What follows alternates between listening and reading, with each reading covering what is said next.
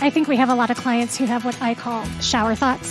So they'll have this design idea at, 2 o'clock in the morning and making sure that it's documented that, hey, this is the change I want. Or, can you explore the cost of changing this light fixture or, shower inserts, shower thoughts for shower inserts, right? Yeah, I like it. Welcome to The Art of Custom from Hibbs Homes. In this episode, we talk with a fellow podcast host and Australian home builder, Duayne Pearce of D. Pearce Constructions. Duayne provides us with the similarities and differences of home building in the land down under. Enjoy! Right about now, you're waiting for some witty, written conversation that I'm going to start this podcast with. But we're going to wing it this time, aren't we, Melody? We are. We're going to wing it because you have a really cool introduction coming up to a builder from Down Under? Do I have that right? While the cat's away, the mice will play. I was gone for this one. Yes. And so, you guys are going to have to forgive me with my stilted interviewing skills. I did not have... What does stilted mean? Oh, I was very nervous the whole time. Oh, come on now. You were with Chris Pedigo, weren't you? I was. Chris came into studio and helped us out. Chris is our director of construction. Yeah, because, we were talking about this technical stuff, and I looked at the questions I was going to ask him, and I said, Chris, I don't know that I would even understand what these answers mean. You do a great job at sales and marketing. Well, thank you. Stay in your lane. No, I'm just joking. So I really love this title. You've done a great job of coming up with titles this year. Well, Turning Building Upside Down, and that should give you a little bit of a clue where he's from. Right. So how did you find Duayne? Well, Duayne has a podcast that's like... Wait a minute. Yes. Another builder with a podcast? Yes, but unlike ours, his is geared towards other builders. Oh, okay. He's really invested in helping turn the building space upside down, literally. Okay. So not only does he live in Australia, correct? Other side of the world. Yeah, so he's upside down, but he wants to turn the industry upside down. Absolutely. He's speaking to us from the future. About because he was a day ahead, right? Building. Yes. Yes. So a lot of building podcasts do focus on the business side of things. Correct. And, and helping they're geared other toward builders. Other builders, right? Yeah. And that's what makes us a little different. Well, because remember when we first came up with the idea and a concept, it was never about other builders. Our podcast always has been focused on the consumers, those that want to build a custom home, helping them understand. So it's going to be very interesting to hear the interview. I know. We have some surprises in store for you, Kim. Oh, no. Yeah, I know. I think you'll think it's good, though. Can I rate it? Oh, yes. Okay. So without further ado, Duayne Pearce of D. Pearce Constructions in Brisbane, Australia, is going to join Chris and I in studio to chat a little bit about the process of building Down Under.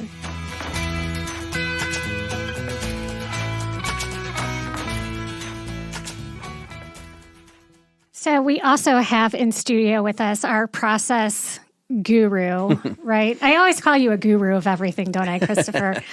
We have Chris Pedigo. He's our director of construction and sales here at Hibbs Homes. You've been with the company pretty much since it started, wouldn't you say, almost? Yeah, back to towards the beginning, yeah. Kim had a good start when I got here, but yeah, we're very similar in that aspect, Duayne. That's in that very relationship-based and very process-driven. I think that's one of the things Kim and I have worked hard to develop over the years is process for everything, and I think that sets the standard. Well, and you guys have won multiple awards too, haven't you? Yeah, so almost every year we've entered competitions. We've taken out awards. I've won multiple awards as a builder. A lot of our projects have won multiple awards. But now we're really doing things very differently to the rest of the industry. So we're sort of running our own race, setting our own standards, and we believe that the standard we're setting for our business is a lot higher than what's generally accepted in the industry here in Australia. And because of that, it's obviously led into other things. So we have a training business, Live Like Build, that trains builders how to run better businesses, be more profitable, be more sustainable, be successful.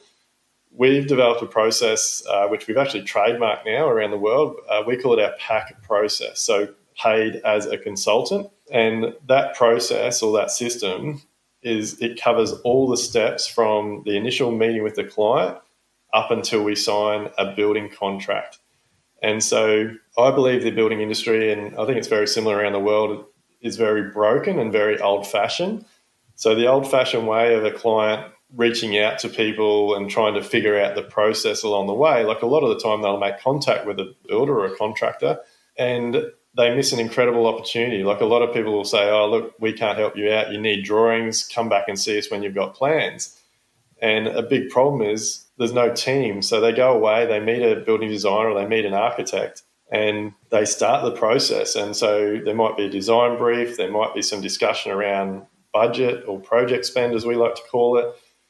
And then the process starts and they start putting lines on paper and they start having meetings. And at every meeting, the Instagram comes out and the house comes out and they're showing all these pictures. And before the client knows it, they've fallen in love with a set of plans on a piece of paper that now has to be put out to contractors and builders to get pricing put on it. But there's been no one during the process giving input into efficiencies and products and costs of labour and building and all those types of things. And so before they know it, they get prices back from multiple tenders and their dreams are shattered. All of a sudden, it's in front of them that they can't afford to build what they've spent all this time, energy and money developing with an architect. And I just believe it's such a broken way of doing things. So our process now, our PAC process, is we work in very closely with multiple building designers and architects. And it's not about us controlling the process. It's just simply about creating a team and collaborating. And we like to say that the project is king. So the client's there to tell us what their design brief and what their dreams are and what they hope to achieve. And the designer or the architect's there to inspire and bring it together and add the flair and all those types of things. And I'm there just to guide the process. And I know, basically, I'm the handbrake. Like, I'm the guy that's like, oh, hang on a minute. Like, if we go down that path or we use that product or it gets that big, it's going to cost this much and that's going to blow the budget and all these types of things. So throughout every stage of design, there's input from myself about how the costings are going. So that ultimately, by the time we get to a set of finished drawings, we've got a full scope of works, we've got a full specification. I know exactly what I'm doing. The client knows exactly what they're getting. The architect's happy because they've pulled it all together and they're happy with the design they've come up with. And we basically go to contract with everything locked in and everyone knowing exactly where they stand and what's going to happen. Duayne, we run almost an identical process here, and that's basically my job. I kind of call myself the concierge for our clients, and I highly recommend our clients come to us first, like you said, before they start that design process. And we start with a series of meetings, and I call it my wants, needs, and wishes list. We talk about the budget first. We talk about what we're going to include in that, in that home. Here's the things we have to have. Here's the things we'd love to have, and here's the things, if the budget allows, we'd love to squeeze in at the end if it makes sense. We help introduce them to some local architects that we work frequently with, and then I do the very same thing. I attend those initial architect meetings to listen in and to bring that input. And when they bring their preliminary plans back, exactly the same, to say, hey, yeah, you guys are right on track, or hey, this is beautiful, but do you realize that you're probably 20% over where your proposed budget was. And like you said, it makes a difference when you get that finished product back and they can actually build the house the design instead of over-designing and overbuilding through the design process. So we don't have to call our estimator or our budgeting phase the dream killer, if you will.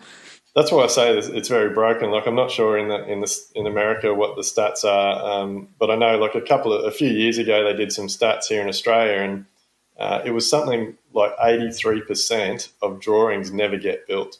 So for me, like, that's a huge amount of time, money, and energy that clients have wasted. Like, we just knew there had to be a better way, and we're constantly evolving. But there's so many parts to it. Like, I think building a team is the key to a successful project, and I think the client and the architect are part of your team, no different to your contractors and your employees and your suppliers and all those things. Like, when you create a team that has the same end goal in mind, and like, our end goal is always to deliver our clients the best possible product we can for what they're happy to spend. So I see a big part of my role is education. As the lines are getting put on paper, I'm educating the client and the architect what that is possibly going to cost. If there might be some ways that we can bring some efficiencies into it and do it better, we might bring some other product suggestions to the table that will get a very similar outcome, but they might be a more economical choice. by educating the clients and the architects on those things and what they're going to cost, we find that the client can then tell us what they see value in. In the old days, I used to find that like you'd price jobs up in your stomach. You knew they were way more than what the client could afford to spend. And so I'd find myself putting my business in a bad position because I'd start cutting my margins down to try and satisfy the client and please them. Whereas now I know my data in my business. I'm very, like, numbers don't lie.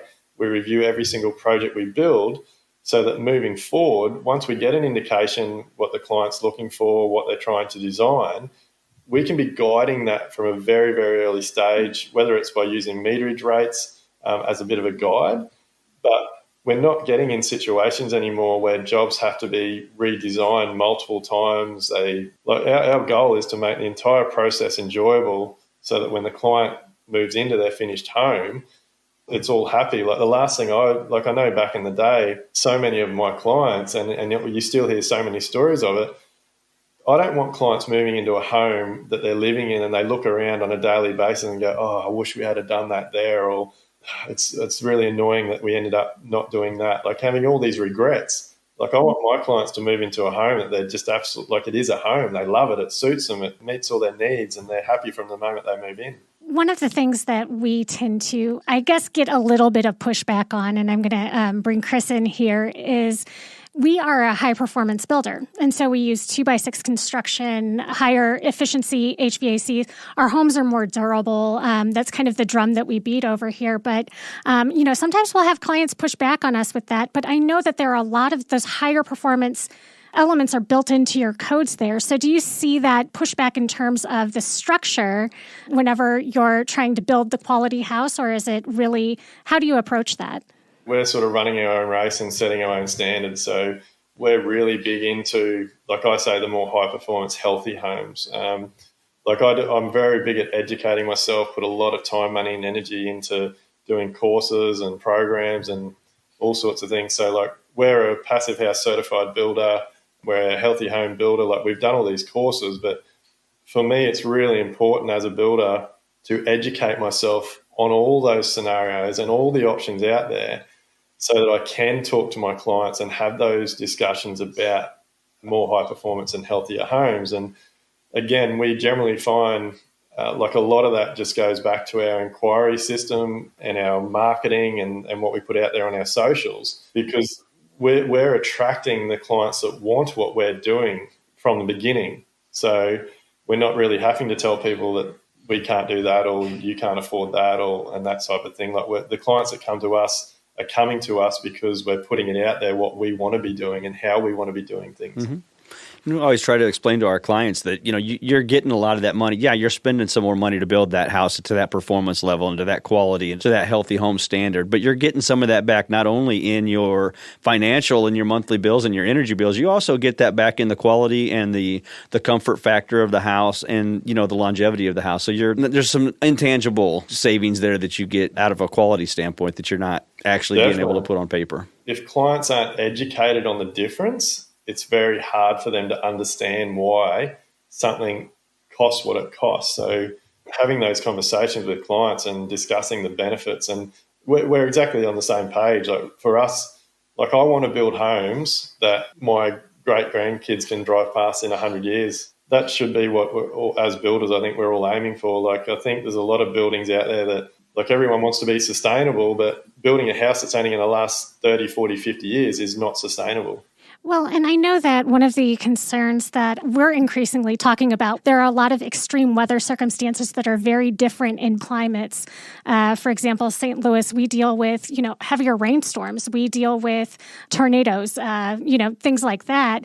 Whereas we have fires over in our Park City clients have to worry about that. And I know that's something that is probably near and dear to your heart because that's things that you have to build around out there. And so tell me how you approach that with your clients. Your property or the location that you want to build in actually has a rating on it. So it's called a BAL rating, bushfire attack level. They go like 12, 19, 29, 49 extreme. And depending on that zoning and what it is, actually tells us the minimum requirements that we have to do for that home.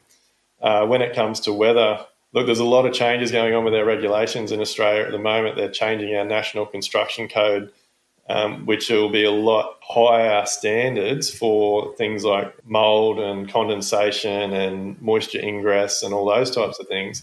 We believe that our minimum standard is already far above our national construction code standard. So we do quite a lot of video on our Instagram, and a lot of our videos are me talking about why I've used a particular product or why we've installed something a particular way. And by the time the clients make the decision to contact us, a lot of them have been following us. Like we've had clients that have followed us. Like I've turned up for my first meeting with them and they've done my normal speech and they've tapped me on the shoulder and said, "Hey, it's all right, Duayne. We've been following you for 2 years. We love your work. We love your quality. We just want to work with you." So I think it's a really important thing for builders and contractors to be doing. Like you can be educating your clients about everything you do on your socials so that by the time they get to you, they're already sold. Like they're coming to you because they want what you're delivering.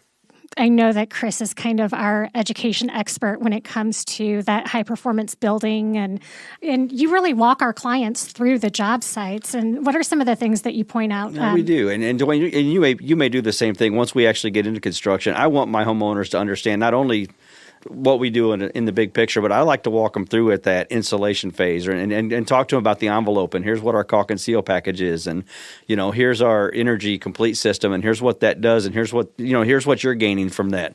So as we build their house, I like when they get done, like you said, we want them to have that wow customer experience, but we also really want them to have a thorough understanding of what makes their house different than a normal code built home here, and so that they really have that feel for what that benefit is. I love it. I've just come back to the office this morning from one of those meetings. So we are very strict. We have at least a minimum of one weekly site meeting on all of our projects. It's actually part of our contract requirements. Same time, same day, every single week.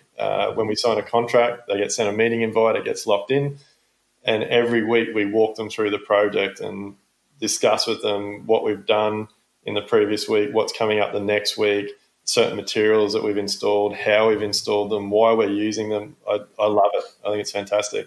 Well, and I'm wondering if there are any differences in the process from the time you sign that construction contract moving through. I know that depending on where you're located, sometimes it's materials, sometimes it can be labor. What is your typical timeline for construction for a custom home once you have it designed and you're really getting into the sticks and bricks building? Our jobs can range anywhere from $300,000 or $400,000 through to $3 or $4 million. But again, for us, it's about the client and what they want. We're not looking for the perfect type of project. So whether it's a $300,000 job or a $3 million job, it's still built as a healthy home. It's still built as a high performance home. So our jobs vary from anything from sort of 3-4 months right through to 12 and 18 months, depending on the size of the job. We kind of give our clients an overview of the project when we start. So when we start, I kind of give them a building timeline and break that down into blocks so they can kind of see, okay, on your particular project, we're going to be in framing for approximately 6 weeks or 10 weeks or whatever it is. And I give them an overview of a build calendar, if you will, and as we go through the build, then I update them on where we're at. Here's where we're supposed to be at according to our original calendar. Here's where we actually are, and here's kind of what that does to our end date. So I think that's kind of a part of keeping them informed with the process and keeping their expectations in line and keeping them feel like they know what's going on site. I think the schedule is one of the most important things. So all of our jobs have a full job schedule. We have what we call our dream projects folder. So if a client makes it through all of our inquiry process, we organise and I go and have a one-on-one meeting with them. That meeting is very structured and scheduled, and it's basically I take them through what it's going to be like to work with our business. And so on my iPad, I have this folder which we call Dream Projects. And the reason it's called Dream Projects is because we believe if we follow all those steps, we'll deliver the client a dream project. It has examples of the contracts that we'll be using when they do their job. It has a full job schedule example in there. It has examples of some of our previous jobs just to start to give them a bit of an indication about what things cost. And then it has some documents in there that we use to execute the project. So some handover documents for when the job's completed.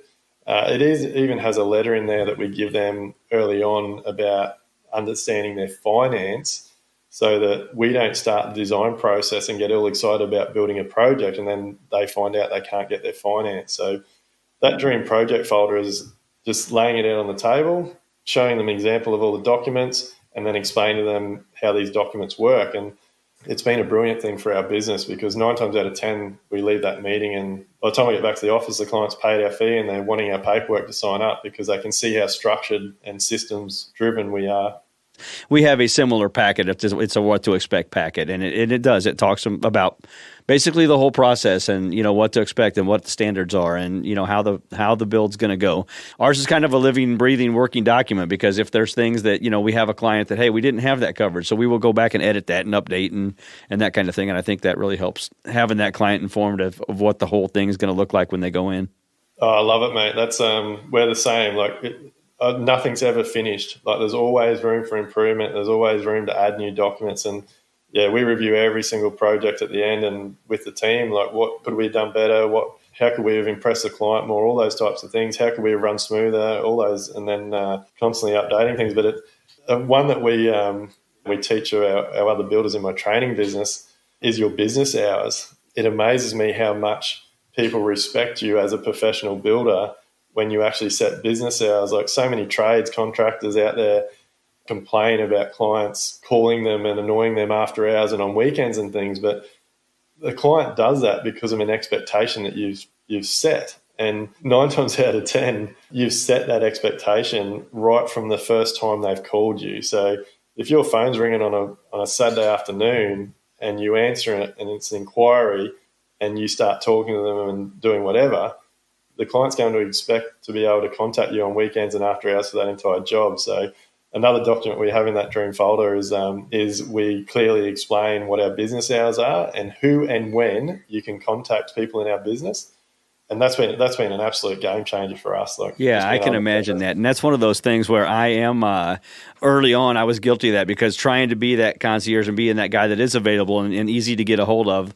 And before you know it, every evening or on Saturdays, you're constantly talking to a client or like you said, a trade or whatever. And it is a slippery slope because you do set that expectation at that point and then it becomes the norm. We also use a tool called Co-Construct.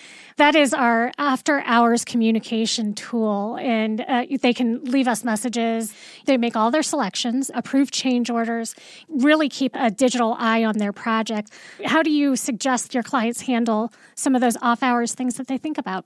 We encourage them just to send everything through via email, and it'll be handled the following day. But we're big fans of keeping everything really simple. So we've actually built our own quoting and estimating software. So there's a software called Quotease. We do all of our estimating in there, all of our takeoffs, and develop all of our scopes of work.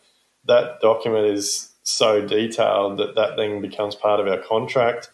Because we do that pack process and we're so involved through the early stages of the project, the only emails we get from clients after hours is obviously they've been working during the day and they might respond to some of our emails, and they're generally just signing off on selections or just very simple common stuff. We don't get the emails where they're stressing out about something or they're wanting to meet on site and all those types of things because everything's so structured. I think we have a lot of clients who have what I call shower thoughts. So they'll have this design idea at, 2 o'clock in the morning. And so that's where we recommend Co-Construct and not reaching out to your superintendent and your designer and making sure that it's documented that, hey, this is the change I want. Or, can you explore the cost of changing this light fixture or, shower inserts?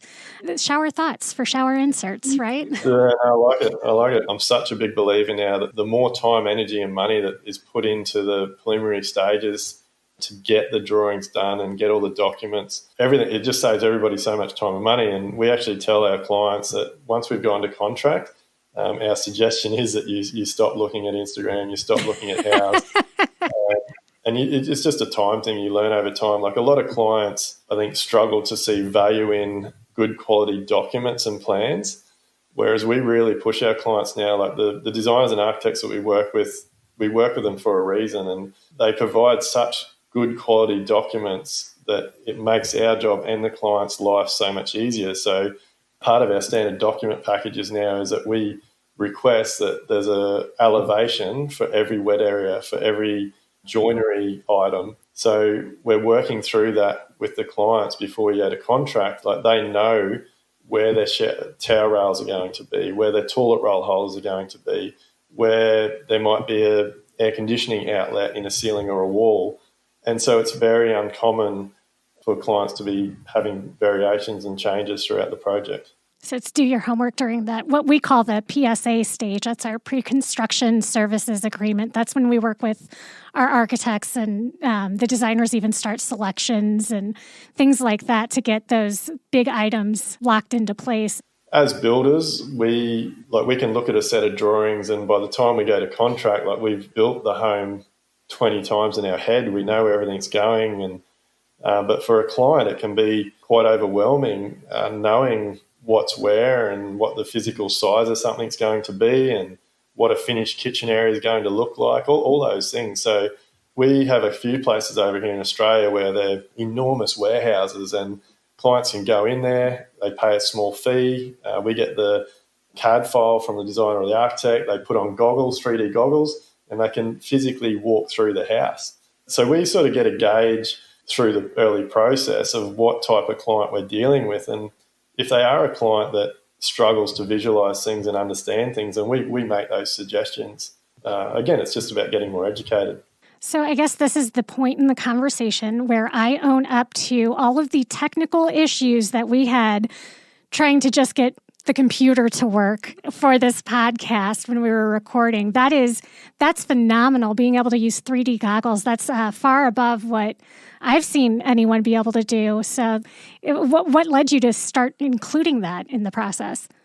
Oh, it's not something we do personally. So there's a couple of businesses in Australia that are set up, so anybody can use them. So builders, homeowners, designers, you can go and visit these, and then they're basically just a massive open warehouse with nothing in it, and they have these 3D projectors that basically project a life-size house. And then the client just puts the goggles on and walks through it. But it's not something we do personally, but it's definitely something we've seen adds a lot of value. So I think that's about 1,600 Australian dollars to get that done. A client can come out of that back to us, and like a lot of, if that happens, it's not uncommon for ourselves or the architect to be there with them. It's very easy to go back and modify the plans when they're on a piece of paper rather than when you've started construction on site. I think we need to lobby Kim to fly us out to Australia when he gets back in town, and so that we can go out and try that out, just research purposes. Yeah, that sounds fantastic. Yeah. No, it's definitely a good product. One of the things that I wanted to talk to you about before we wrap up is the architectural and built environment around there, because you guys have such a range in projects that you work on, and you're dedicated to this process, but you're building everything from Queenslander homes. And then some of the homes that you build are incredibly modern too. And Chris and I were looking at your website and oohing and ahhing over your projects. And we were wondering, how would you describe the architecture of, for instance, that beautiful white home that you have on your homepage? That one was actually the client was a massive John Lautner fan, and that they wanted a house that resembled falling water. So really, they sit down with their architects, bring all of their dreams and what they're envisioning to their architect. Do you ever start with, say, a plan that's already in place and then modify those for the landscape or for the client's needs? No, so our clients come to us generally with nothing, like just ideas in their head. So they'll fill out a design brief with the architects and designers that we work with. We all have a meeting as a team. As I said before, like for us, it's not so much about the type of job. Like we've got a very skilled team, an incredible team of contractors and suppliers and even our own employees. So we can do a large range of projects. Our team, myself and my team, really like a challenge. So for us, it's being able to just bring our knowledge and our skill set and deliver the client the dream that they're expecting. So we don't shy away from any type of project. We love researching and finding new building materials. Like I think that's another reason we attract the clients we do, because we're very open through that early process, that PAC process. Like they're paying us a fee to be that consultant in those early stages. So we'll investigate materials. We'll come up with options. Like, they can show us photos what they want. And yeah, there's no real set style or design that we're aiming to do. Our goal is delivering the client a dream project, no matter what it is. I would think that would add an extra level of difficulty to your early process when you're trying to control that budget. When when you do such a varied different styles and finish levels and things like that, I would think that would require some extra research on your part early on to make sure that you're not driving that budget out with a new material or with a new building process.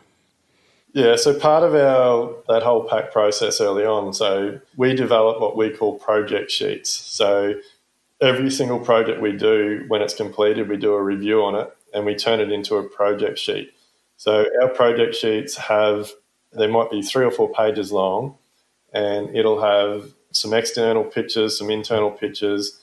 We always try and put a photo of the kitchen, the bathroom, and then there'll be 1 or 2 pages of dot points, and the dot points will just cover all the main areas. So was it a steep site, or was it a new home? Was it an old home? Was it a lift and building under? Was it a concrete structure? Was it a timber structure? Did it have a lot of retaining walls? Did it have a lot of earthworks? It'll have some dot points about the levels of finish in the home. And then we divide all square meters under roof. So whether it's an outdoor area, a deck, a patio, or internal area of house, and then we divide the final cost of the project by that square meterage rate, and we put that on that project sheet. So what those project sheets are just a guide, but what we do is once the client's filled out their design brief and we get an understanding of what they're wanting, we work in with the architect or the designer to establish the maximum size that they can build. So once we know what they're sort of after, we've got a bit of an indication. In that Dream Projects folder I have, we will show them generally 2 or 3 previous projects that we believe are similar to what they're wanting. And then it's very easy for us to demonstrate to them. If they say, oh, we love that one there, like that's what we're aiming for, we can say, all right, well, that project cost $4,800 a square metre. We work in square metres, I think you guys work in feet. So given that you are expecting or you want to keep your project spend at a certain amount, if we divide that amount by that square metre, that means that we can only build or design a certain size home. For me, I find when you put pictures in, like the reason we started adding pictures to those project sheets, because when I can show a client a real example, like this was the finish in the bathrooms, this was the finish of the kitchen, this was the outdoor lands, like all these things, and I can show them exactly what that cost, it's a lot easier for them to trust in me what I'm talking about. But the other thing we do with that process, let's just say they've got $1 million budget and we tell them that the job's 5,000 a square metre or something, we'd always pull their project spend back by 10%. So like straight away, we'll go, all right, well, look, we're actually going to work out the numbers on 900,000. So 900,000 divided by 5,000 a square metre, this is how big we can build your job. Because we know that clients are always going to want to add things in, and there's going to be price increases in the industry and all those little things. So we try and build a buffer into it. I love that plan. I love the idea of that project sheet. I mean, that's something that we may look into. I like that idea of having something concrete. Like I said, I do a similar thing. I say, here's a comparable house. This is what that house was a square foot. But like you said, having that sheet where you can show them multiple ones and kind of give them a range, I think that's a great idea. I'm sitting here listening to this conversation, and I know Kim's going to listen to this episode, and he's going to say, I really wish I was there for that. Kim Hibbs is the owner of the company, and he's taking a much, much deserved vacation right now. And so I pulled Chris in to back me up because I don't know what I don't know. And on that note, is there anything that we haven't touched on that you think it's really important for someone going into the custom home building process to understand? Education is key. So I think one of our big mantras is no question's a silly question. So we really encourage possible clients, future clients, current clients to speak up. No question's a silly question. Put your hand up, ask it. Because I think as people in the industry, it's very easy, like we do it every single day of the week. So it's very easy for us to overlook something and not think something of it. Whereas a client might be sitting back and worried about something or not quite understand something that's been put on paper. And the first time it comes up is when you start building frames, and then all of a sudden they're asking a question that they felt bad asking 3 months prior or something. So ask as many questions as possible. Just do your homework. I'm not sure what it's like over there, but I know on Instagram, like, it's very easy to get caught up in all the nice finished photos with all the fluffed up pillows and things. So my advice is find a builder or a contractor that's putting their work out there, that's showing the site during construction, that's explaining why he's using things and how he's doing things, talking about his team and all that type of stuff. Because if you're only looking at a nice finished photo, you don't understand how it's got to that point. You don't understand that if it's been a terrible project and the builder didn't look after the client. You don't understand if it was kept on budget. You don't understand if it went 6 months over time. All you're seeing is a beautiful finished photo, which is what you're then going to expect.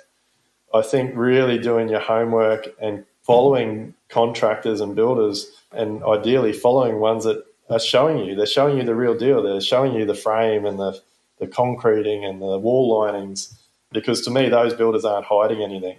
This is a great episode. Thank you so much for joining us, Duayne. Tell us about your podcast so that our listeners can find you, and share with them your Instagram handles too. I'll put them on the show notes. So we have a podcast called Level Up with Duayne Pearce. So my mission with that podcast is to just educate the whole building industry. I say that my mission is to create a new industry where everyone gets on, everyone runs profitable, sustainable, successful businesses, and clients get the end result that they deserve to get. My Instagram is just at Duayne Pearce, DuaynePearce, and my building construction business is D Pearce Constructions with an S on the end. Wonderful. Thank you again for joining us on Thursday while we're still hanging out here on Wednesday to talk house with us. It's been a pleasure, Duayne. It's really nice just to speak with somebody that really has the same vision for the industry as we do here. No, look, really appreciate you reaching out and getting us on your podcast. And I look forward to staying in contact in the future.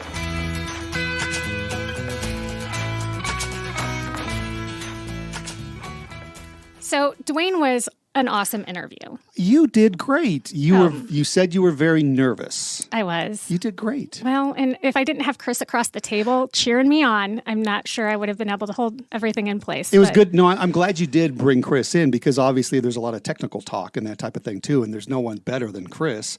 But no, I thought that was very interesting, because it's funny, we've talked a lot about deep dives this year. And, when you first came to me and were talking to me about Duayne, I was kind of like, well, does that really fit in? But that was very interesting, and I'm hoping our listeners found it interesting too. Well, and talking about the process from the other side of the world, I mean, it's a lot like what we've been talking about. Different terms. He has a lot different accents. I mean, he has a lot of expectations for his clients too. And so, if you go to another builder, maybe they will have, a list of expectations for you too. So I liked that. And it's interesting because I asked Chris how the interview went. He said it went great. And by the way, there's several things I want to talk with you about. And I said, we'll save them for our Tuesday morning team meeting. So I said, I'd like you to share with everybody, because he believes that there are some things that we learned from Duayne that we can use within Hibbs Homes. And I always think that's awesome when you can do something like that. Speaking of our Tuesday morning team meetings. Oh, no. Carla always gives us a rating at the end of our meeting. Carla is one of our designers. And she does. She's wonderful. Yes, and she is. She will give us a rating on how things went. And so I'm going to go ahead and give myself a gold star and say it was a 8 out of 10. Oh, no. I'm giving you a 10 out of 10. It was really good. Wonderful. Enjoyed it, yeah. Do you have anything you want to add about show notes for your interview with Duayne, or I'm are we good? Links to his website so you can see some of the houses that we talked about, the construction style, and also a link to his Instagram. He talked about how, that he explains the process through his Instagram. So I thought that'd be something You need to make sure interesting. you send me a link for that as well so I can follow him. Fine. I don't want comparisons. I run our Instagram account. So. That's a good point.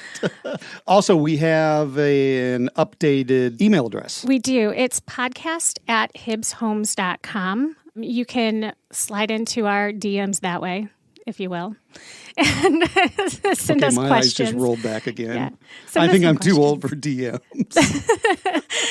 you can also, if you want to find us on Instagram as well, because we have this amazing social media manager that... what's her name? Melody Miner or something like that? And sometimes she links to the show as well. And there you can see some of the homes that we talk about too. That's a good point. So find us on Instagram or email us at podcast@hibbshomes.com. Speaking of episodes that people should enjoy, our last episode is coming up, and we're going to do a very deep dive into heating and cooling systems. Your eyes haven't rolled back in your head quite yet. There's a lot of eye rolling that happens in this studio, you guys. Next year, we need to make sure that we're taping our sessions for everybody. Let's try and go video. We're going to see you for the final it's going to be tough to beat that 10 performance by you and Chris, but we're certainly going to try it. So hope everyone will join us next week when we do a deep dive into HVAC systems on the final episode of Season 6. So we'll see you then.